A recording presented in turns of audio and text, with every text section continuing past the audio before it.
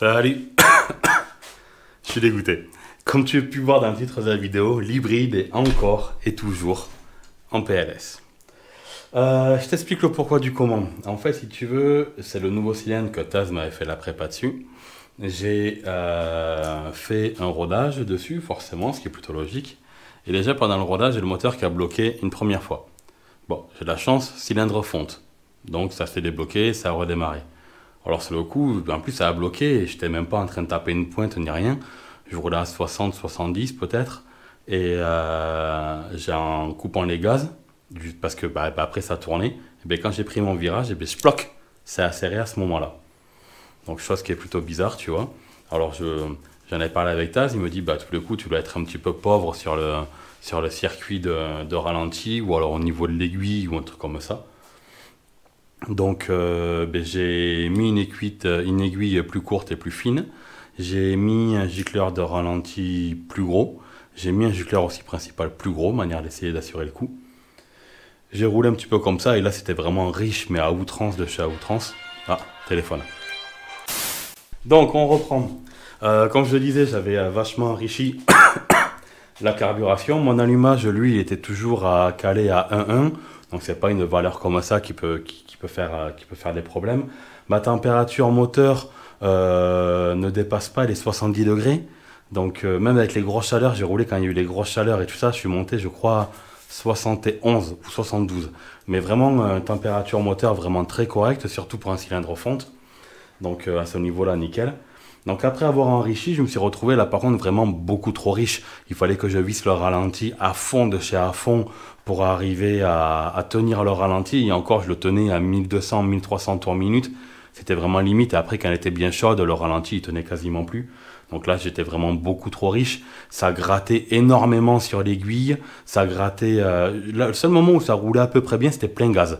Il y a que le dernier quart de poignée, mais sinon, les trois premiers quarts de poignée, c'était vraiment riche à mort.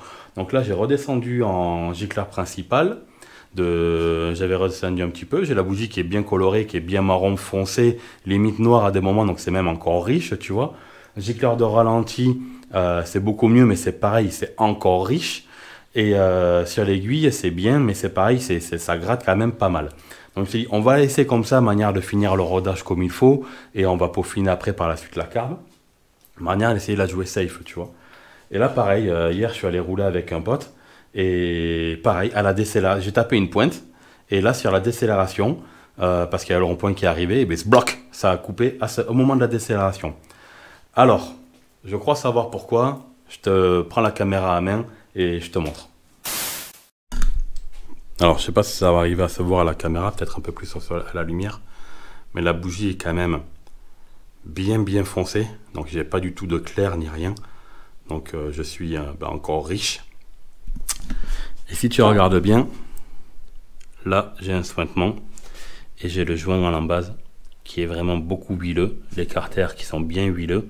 Et par contre, ma rotule, elle est pas si grasse que ça. Donc, je pense que c'est comme ce qu'on m'avait prévenu au début quand j'avais fait ce montage-là en fixation par culasse. Mais le moteur doit être trop lourd, surtout avec un cylindre en fonte. Le moteur doit être trop lourd, ça tire sur les goujons et ça doit faire une prise d'air quand le moteur est bien chaud.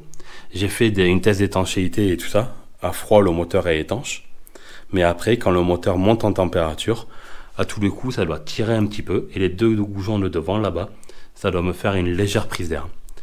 Voilà. Donc là, ce qu'on va faire, c'est vu que le moteur, il a déjà quand même bloqué 2 fois, on va sortir le moteur du cadre et on va regarder l'état des dégâts. Allez, on ouvre.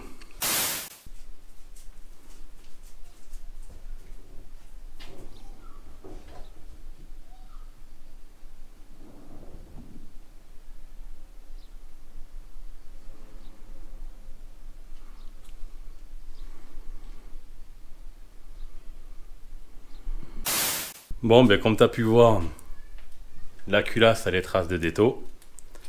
Le piston aussi. Donc à mon avis, c'est bien ça. C'est que ça a dû... il y a dû avoir une prise d'air au niveau entre le cylindre et l'embase, et entre la culasse et le cylindre. Ce qui fait que ça appauvrit. Et tant que je suis ouvert en grand à tous les coups, vu que je suis réglé riche, ça doit aller. Mais dès que je coupe les gaz, ben, ça doit vachement appauvrir et je plaque. Le cylindre, lui, il n'a rien d'extraordinaire à l'intérieur. Non, honnêtement, le cylindre, lui, ça va. Mais par contre, la culasse est fracasse. Le piston est fracasse. Donc là, honnêtement, ouais, je suis un peu dégoûté. Beaucoup dégoûté. Dans tous les cas, ce qui est sûr, c'est que on va pas lâcher l'affaire. On va changer le système de fixation.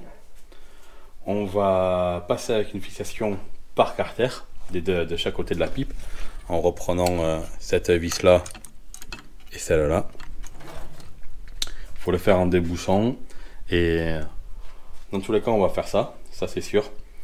Et après, pour ce qui est du haut moteur, je sais pas parce que je me mets à la place de Taz et c'est pas forcément sympa pour lui qui s'emmerde à faire des prépas et que moi derrière après je casse tout. Donc je me mets à sa place et je me dis que c'est pas vraiment forcément cool.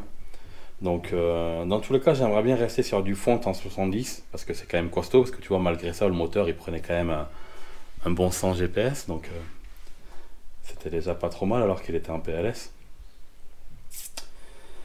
Il y a le cylindre qui me fait de l'œil, il y a le Stage 6 en fonte qui me fait de l'œil. Apparemment il est pas mal, c'est un des plus performants, d'après ce qu'ils disent, c'est le plus performant des cylindres en fonte. Donc ça pourrait être pas mal, à voir si jamais je fais ça ou si jamais je pars sur autre chose. Mais il a 200 balles le cylindre, au moins tu as une vraie métrologie, t'as pas à gratter dans tous les sens, machin bidule, il est déjà opti. À voir. Déjà on va essayer de voir,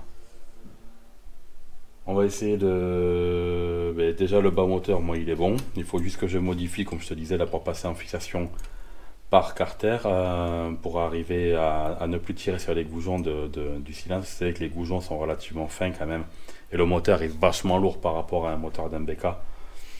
Voilà, on aura testé, peut-être que sur un petit 50 en alu ça passe, mais là quand tu vois que j'avais le sointement là au niveau de la culasse, à ce niveau là non, à ce niveau là je veux dire, là il y avait vraiment une si ça sonne comme ça, c'est que de l'autre côté ça devait rentrer. Au niveau de l'embase pareil, donc après ça m'étonnerait que ce soit là que ça fuit et que ça coule jusque, de toute façon on va bien le voir, le cylindre. Non, le cylindre il est propre lui. Le cylindre il est propre. Bon allez. Bon, on va arrêter là pour cette vidéo déception. Je me mets à la place de Taz, le pauvre. Je serai à la place de Taz, je viendrai chez moi, je me pèterai la gueule. Et lui, sa mère va faire une prépa dessus, puis après, moi je casse tout avec mes trucs à la con. Donc voilà.